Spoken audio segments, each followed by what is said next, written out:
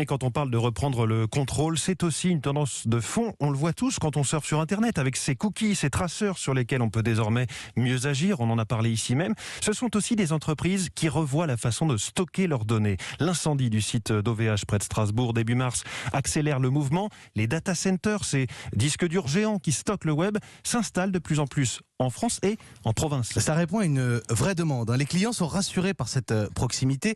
Benjamin Peter s'est rendu pour Europe 1 dans l'un de ses centres, au nord de Toulouse.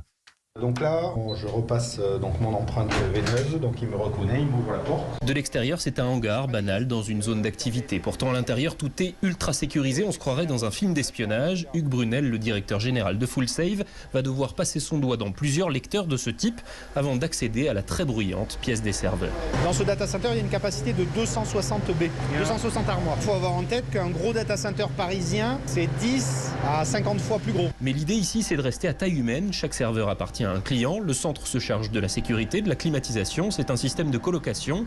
Pour FullSave, la proximité, c'est clairement devenu un argument marketing. Quand on est en région, si on a nos emails qui sont à New York ou je ne sais où aux États-Unis, forcément il y a des problèmes de débit, de latence qui sont élevés, alors qu'ici la latence est quasi nulle. Et ensuite, ça permet aussi d'améliorer la sécurité dans le sens où les clients peuvent savoir où sont leurs serveurs pour de vrai, et les clients peuvent venir le voir en vrai. C'est pas quelque chose de complètement immatériel.